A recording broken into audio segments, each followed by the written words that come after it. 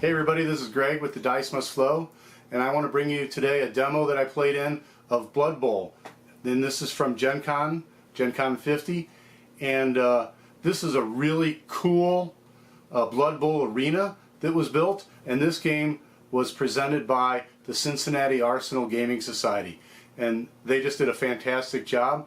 I want to give a special thanks to our teacher, and I'm sorry, but I don't have your name written down, but his son was Jonathan, and he was a pleasure to play against. So let's go through and learn how to play Blood Bowl.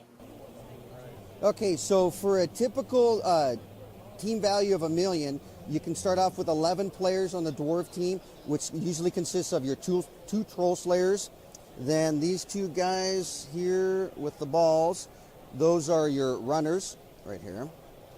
Then you have these two guys with the kind of the hand weapons are your blitzers, and then you'll have 4 linemen. So consisting of 11 players with the 4 different positional stuff.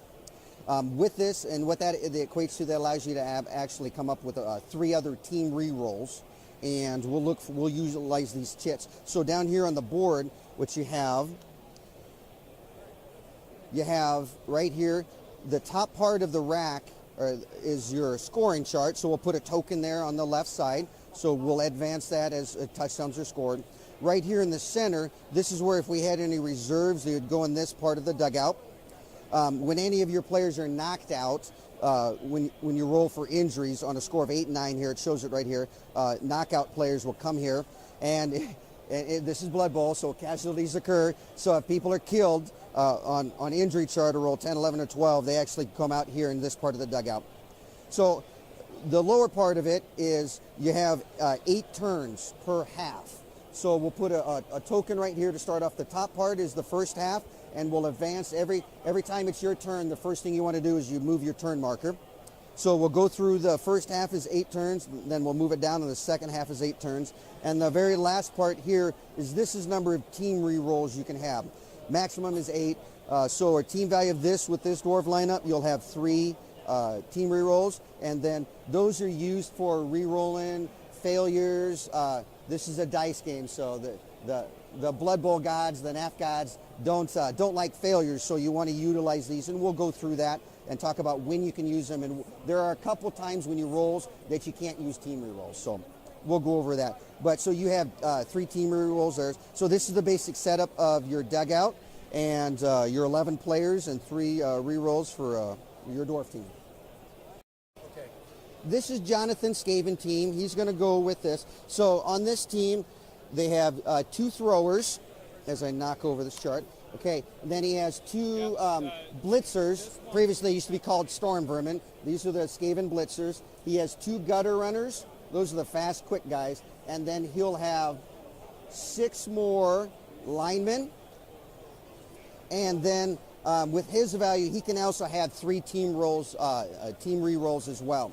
So the throwers are basically Skaven are quick. Skaven, their stick is they're very fast. Where the dwarves they're more slow, but they're ball control. They're hard hitting.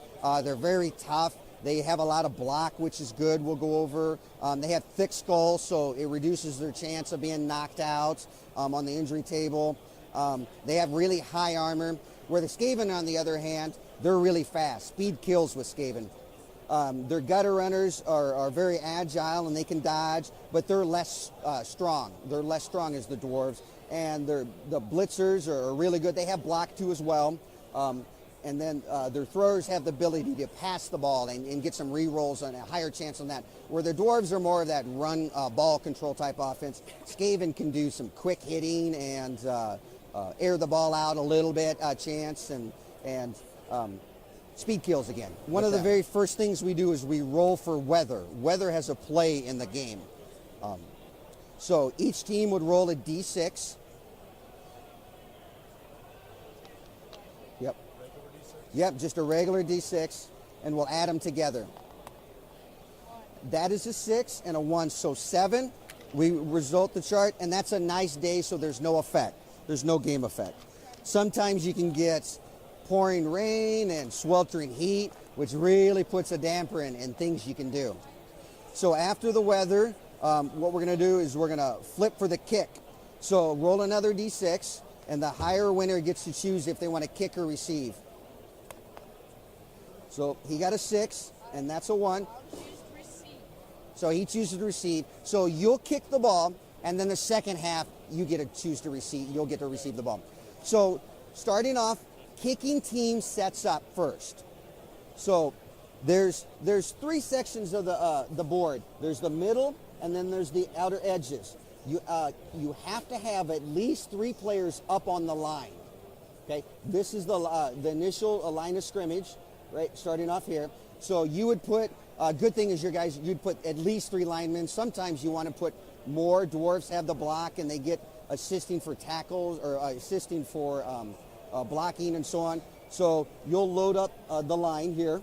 Or at least you can do is have 3, and you can space them out a little bit because he's fast. So you may want to control the outer edges.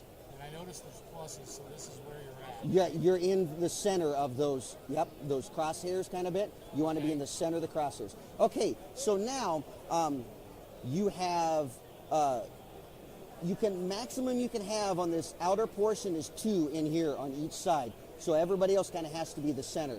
One of the things I would suggest maybe is switching the runners out. They do a good job of being kind of your safeties.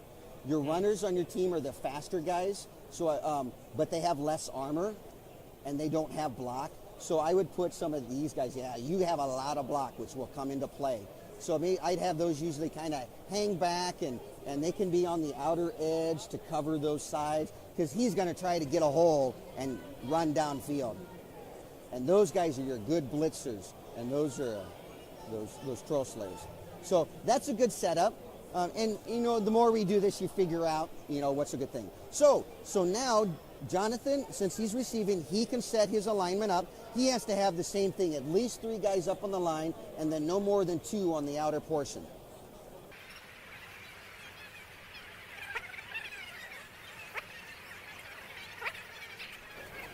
So there you go. Okay, so he set up his defensive formation or receiving formation. So now what you can do is you're going to take this ball. You're kicking off, so you can find a spot on the board, and you're going to pick that. Oh, I'm sorry, we've missed one more thing. What we're going to do is we're going to roll for how many fans are here, okay? And that can help get you more fame, which kind of effect. So roll a d6 and see who has the highest number. Oh, he got a 6. So we're going to give you this. This is a little token. It says +1 fame. So just go ahead and put it on your scoreboard somewhere. I usually use it for my score token. And that's right. So some of the game effects throughout the game is you roll a d6 and then add any fame to it. Since you beat his score, you get +1 fame. And what did you roll, a 4? Okay. If you would have doubled it, you got +2 fame. So that's a little, you got more fans here cheering you on, and that's going to help. That may play effect in a game effect later on. Sometimes it does, sometimes it doesn't. What you need to do is you place this ball on the field, on the pitch. Right, just relax. Okay, so what's going to happen is you're going to put it on the spot where you want it on the pitch. Now, the ball, after a kickoff, bounces 3 times. The very first time, you're going to roll a d6 for the number of spaces it bounces and d8 for the direction. So we're going to utilize this for the direction, where 1 is this way, goes all the way around, 8 is this way, and so on. Okay. So the safest spot, if you want to put, is if it goes out of the pitch, it's the ball gets kicked back in to any one of wherever he wants it to be. So he can put it on one of his players. So you kind of want to keep it on the field, but yeah, there's some strategy of getting it furthest away, closer, so he has to move and go get it. So the most it could go is 1, 2, 3, 4, 5. So yeah, so right here, that's the initial bounce. So what you're going to do is you're going to roll a d6 and a d8. D8's for the direction, and a d6 is for how many spaces. So it's going to go 2 to the 1, so it's going to go 1, 2. Now we're going to roll to see what happens on the kickoff. So roll a d6, and John rolls a d6, and we're going to add it together. So a 7, changing weather. So we're going to re-roll the weather, and now the ball scatters one more time. So, okay. So re-roll weather, 4, and that's still, it's nice. It's still a nice day. So now typically, Yeah, typically after this, the ball bounces twice, but because of that weather effect, it's going to scatter one more time. So you roll a D8, and it's going to go, just a D8, it's going to go 7, one square now to the 7. Okay, now roll a D8 again. It's going to bounce 2 more times, just a D8, yep. 3, it's going to go this way, and because of the weather effect, it's going to scatter one more time. 2, it's going to go this way. So the ball bounces all around. Okay, so now it's Jonathan. He's receiving. It's his turn. So the very first thing he needs to do is move his turn marker. That's just common practice. You want to make sure you do always move your turn marker first. So usually a strategy is you want to do your moves in situations that do not require any risk. Movement doesn't require risk. Anytime you roll a dice, like to make a block or to pick up a ball, that requires risk. If you fail that, those type of things, that's where you can use a turnover or a skill. But if you fail it at the end, that's a team turnover and you stop. And now the play goes to the other person. So again, a tactic is do your movements and do all of that kind of stuff. Stand people up, move them around, get them to where you want, and then start doing your riskier types of actions. Okay, so here we go, John. So I'll move him to go 1, 2, 3, trying to pick up the ball. Okay, so he's going after it. So he's trying to pick up the ball. I have sure So, hands. yep. So no, you haven't picked it up yet. So how this works is you consult your agility, okay? And his thrower's agility is a 3, so that's a 4+. But to pick up a ball with nobody around it is a +1 situation. So he needs a 3+. So on a D6, he rolls a D6 and needs a 3+. So he got a 4. So he picked up the ball, and now he can continue on with his movement. So how much do you have for movement? 7. He has 7, so you use 4, 3. 3 to get the ball. Oh yeah, MA is movement, then ST is strength, AG is agility, and AV is armor value, okay? And yep, and we'll talk about that. So any type of passing, handing off the ball, catching, throwing, that's all your agility. Any type of blocking, and that's your strength. Yep. So I'm going to go 4, 5, 6, 7 to go right here. Then I'm going to move him to go. You gonna hand off the ball, or are you gonna keep He's it? going to move. Okay. Go 1, 2, 3, 4. Okay. Well, remember, you could have just gone 1, 2, okay, and that saved your movement. Remember the angles. So in this, you can go sideways or at an angle. So one of the things you want to look at is maximize your distance, right? And then also another thing is you want to make sure is you don't want to go through people's tackle zones. So you kind of have to angle around. If you go through that, there's dodging come into play. So a tackle zone is the square around a player. So it's all the rectangle square right around the player. And we'll get into that. Yeah. Yes, exactly. Okay, so one of the things that we kind of do is kind of a home thing. When we move players to help, we turn them back away from the direction they're going so we can tell who we've moved. And then at the end of our turn, we'll reset everybody facing forward. It's just a way when you're going in strategy and you're thinking, oh, did I move this guy? Oh, no, he's facing this way I did. So you don't move a player twice, that kind of it. Yeah, So, I am okay. going to hand it off to that one. So, okay. So Jonathan, he's wanting to hand off. So we're going to do this a little bit different. What he wants to do, he moved the ball here. He wants to hand it off. So before you can do a pass and a handoff action once per turn or a blitz, and you want to declare it. So stop a second. Hold on a second. Pass with him to my gutter runner. Okay. So Jonathan went over. He picked up the ball. He run over here. Now he wants to declare a pass with this guy to his gutter runner. Okay. So he. You're not going to do the handoff. So we're not going to do the handoff, and you're not going to move this guy. So he gets a little ahead of himself with his strategy. So we're learning that. Okay, so this gentleman has not moved yet, so he's still on his first throwers. So you want him to pass it to your gutter runner? Okay, so now what we do is we check the range, and this is where this range marker goes, okay? And so you put the circle end right above your guy, and you see where it's going to fall in. See, he falls in the first section here, so that's considered a quick pass. So this passing rule has 4 sections. This is a quick pass, short pass, long, and then there's that long bomb kind of bit. So right here. So that's the passing tool. So what we're going to do, so Jonathan, he's going to throw the ball. So that takes in an agility check to see if he can make an accurate pass. So his agility is a 3. So, but because it's a quick pass, he gets a +1 because it's a short pass. It's a better chance of being accurate. So he needs a 3+ to make an accurate pass. And Yeah. Now his thrower has an ability to pass. So what that means is if he fails the first time, he can use that skill without using a team reroll.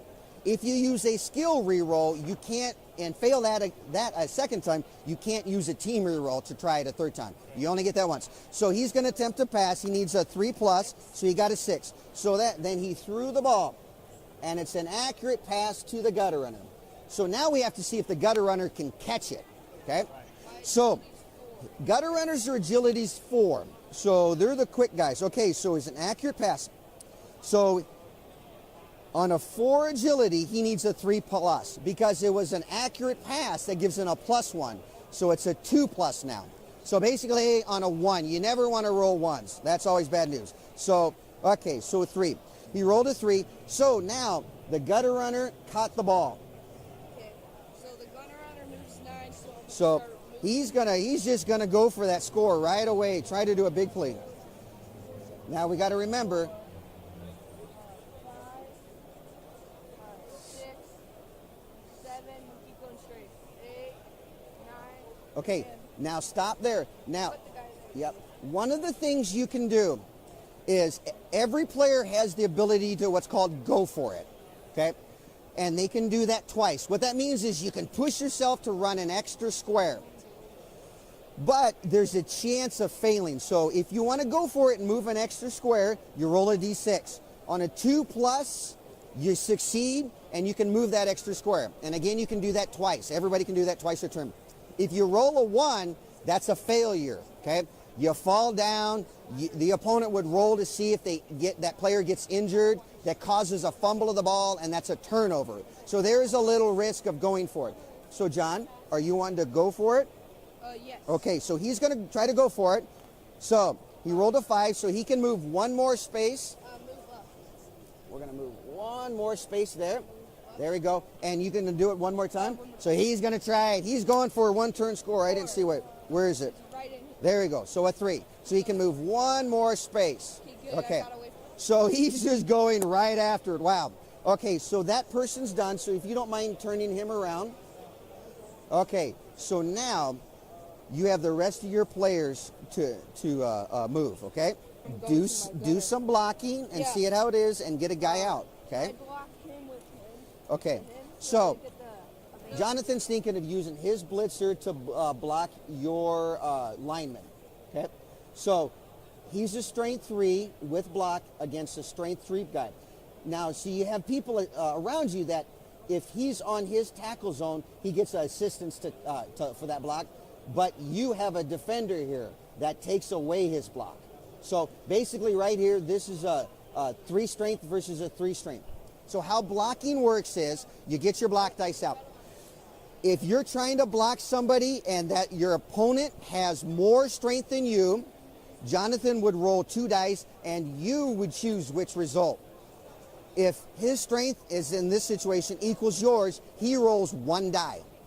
If his strength would exceed yours, he would roll 2 dice, choosing the best result.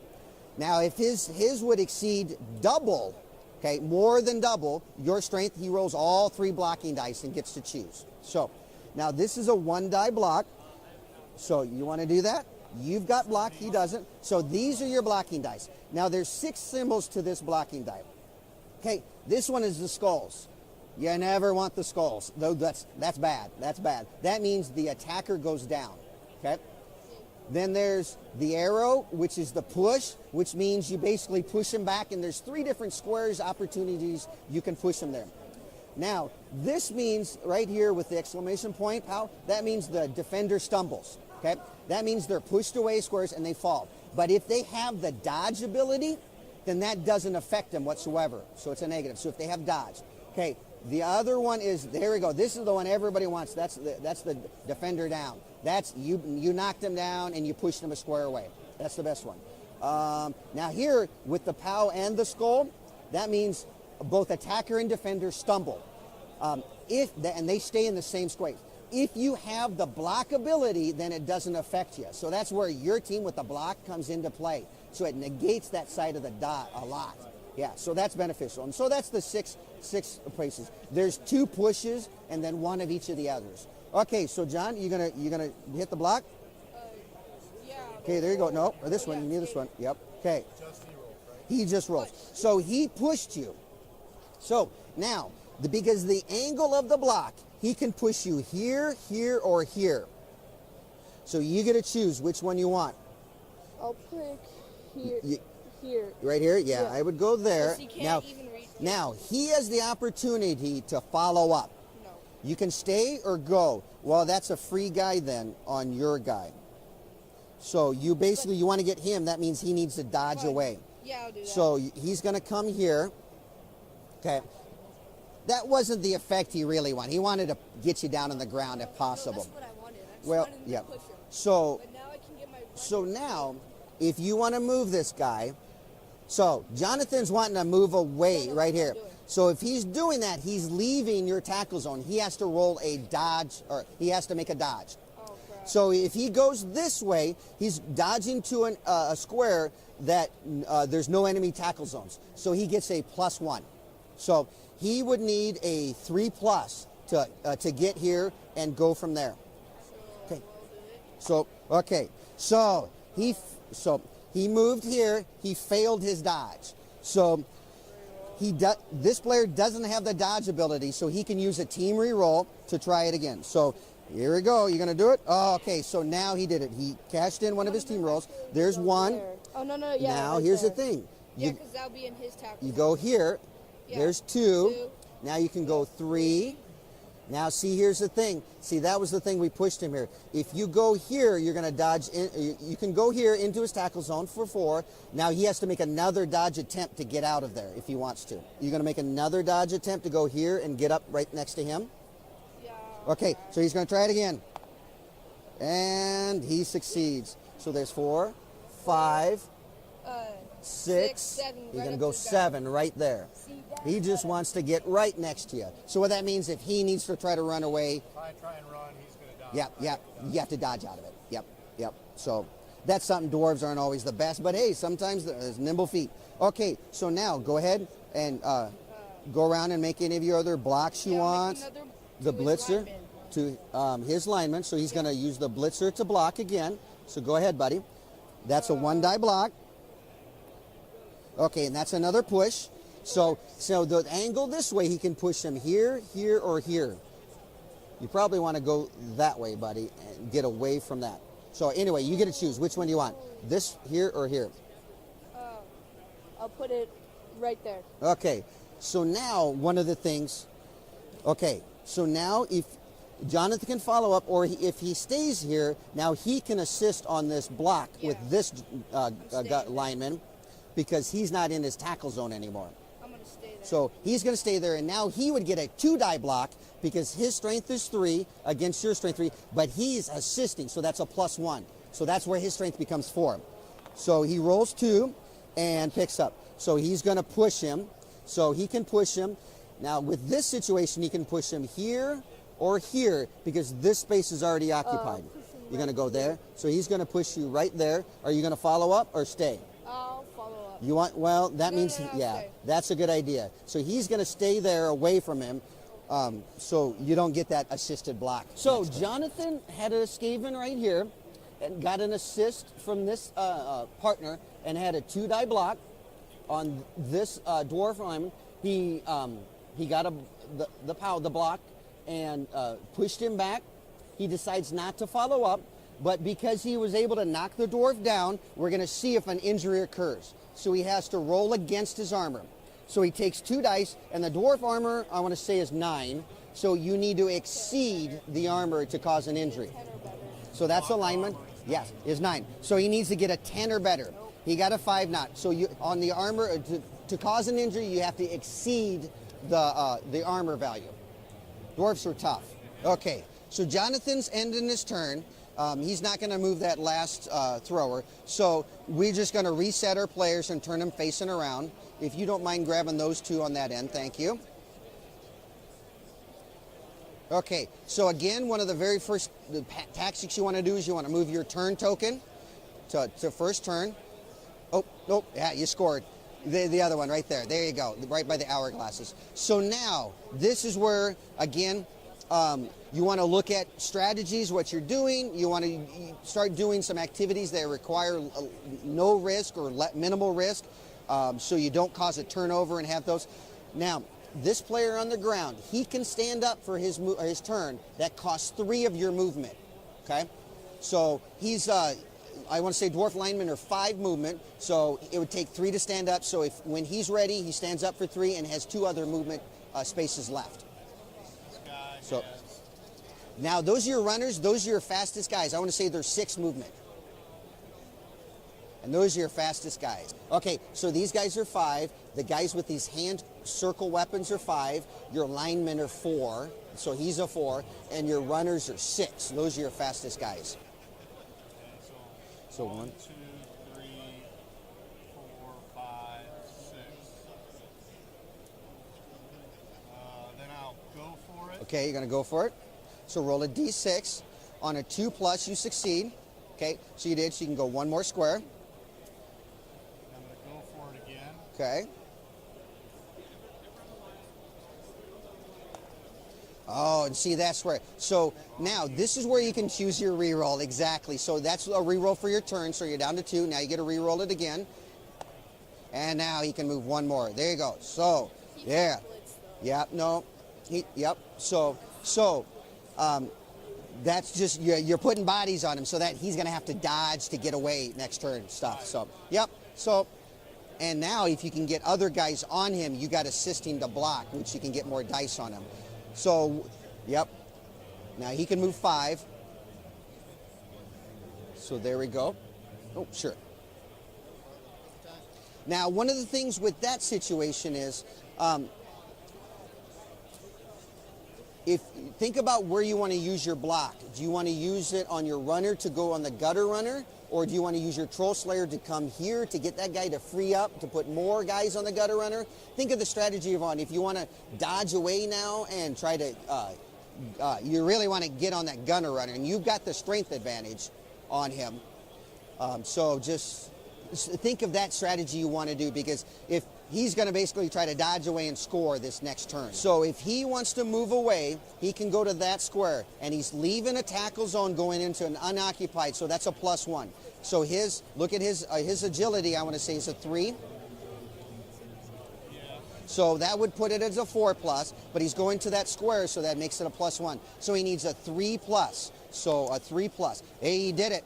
Okay, now are you wanting to use your blitz with him? Okay, so go ahead. Normally what you do, you say, I'm going to do my blitz, you're going to dodge away, and you're going to go after him. So now you made the dodge, and now you can continue on. That was 1 to go, actually 1 to go here. Yeah, then go 2. Actually, you want to go, you can go diagonal. So you're going to go, so you're going to go 1, 2, and then 3 movement to blitz him in his square, because you have to have enough movement to get to the guy's square. Not next to him, you get to him. So 3 movement to that square. So now he is a strength 3. Your guy's a strength 3, but he has another assistance for the block, so he's a strength 4. Jonathan's a strength 2, so you're still at that 2-die block. Now, if you think what you want to look at is, hey, can I get another guy over there before you blitz him? You look, can I get another guy over there to get another guy on his tackle zone? Because then you would exceed his strength by double, and that would be a 3-die block. Yeah, you would have had, right. And that's what I was just a tactical tip, and we can move it back. Usually how we play is, if you make movements and decisions, as long as you haven't rolled the dice, you can retract that and see something. Yeah. No. 1, 2, 3, 4, 5. I'd have to push twice. Yeah. So that's a 2-die block. Okay, oh, you got it. You got the POW. You got doubles. Okay, so now because of the angle, you can take him to the one to the left, one to the diagonal, or one closer to your guy. That's where he's going to end up on the ground. It's one more up by him. So, come this way. So it's going to, because of the angle you're at, he's going to go there, that square, that way. Yes, he's the blitzer. So wherever you're going to go, go ahead, put him down on the side. Yep, that's fine. Now go ahead and lay him on his side, the player on his side. So first off, now you can continue and follow up to the square he was in if you want to. That's usually it is. So now you're going to roll for armor. You put him down on the ground. Skaven, now Skaven are not that tough. His armor is only 7. So you roll 2d6.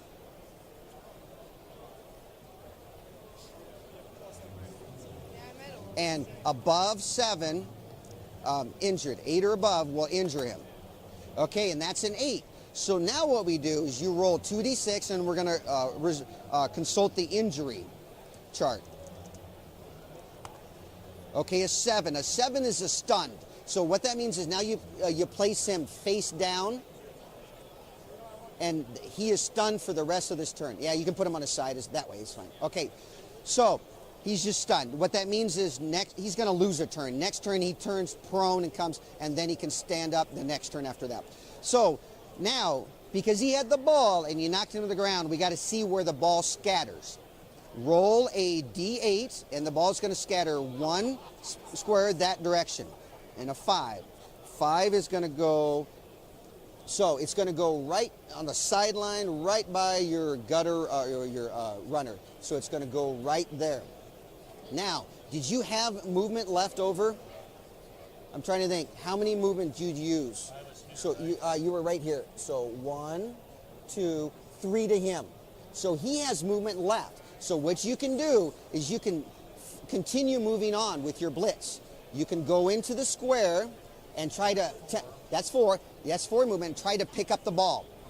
That's an agility and picking up the ball with nobody in that tackle zone. See, he's on the ground, so he doesn't have a tackle zone anymore. So that's a +1. So you need a 3+. You got it. So you have the ball now. Yeah. It happens. This is Blood Bowl, buddy. So now you have 2 more movement. You have 2 more movement you can utilize. Yeah. Runners, aren't runners 6? Yeah, I thought runners were 6. Now, one of the things you want to do is you want to be careful of being on the sideline. So you may want to angle out a little bit, because what can happen is if he would blitz you or block you out of the sideline and you leave the field to play, you would be, right there. If you leave the field to play, the crowd my fans come up and they come and punch you, or his fans come up and beat you up, and it's an automatic injury roll. You exceed the armor. So you want to be very careful running on the sideline. And there's some ways to mitigate that and skills and stuff. So, okay, so he is done. Now look around to see what other players you still have to do. Okay, so a summary of the end of first turn for the Dwarves. You took your runners down. You assisted on a block. Yep, you assisted on a block. You use your runner to blitz, knocked the Skaven gutter runner down. He fumbled the ball. You were able to pick up the ball and advance it up the field. And then your other 2 linemen came up on Jonathan's Skaven blitzer.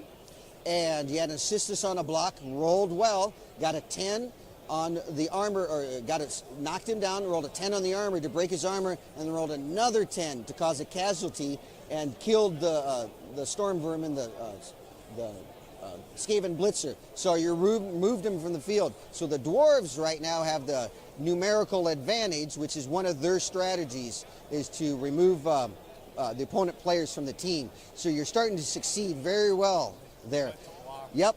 And with the rest of the Dwarves, they came up and made some good blocks. They're moving, they're kind of trying to seal off a wall for the Dwarves to kind of get in there. They use a cage mechanic of getting the ball carrier around 4 other players and just slowly march the ball up the field. Okay, here we are at the end of the first half, and we're calling it there. Congrats. So there you have it, how to play Blood Bowl. Hopefully this will give you a good idea of how the game plays. And this was a fantastic arena that was put together by Chris's Cut Creations. And so I wanted to show his card here and let everybody have a good idea of how to get a hold of him, since he does such fabulous work. So that's it for now. Thanks and have a good day.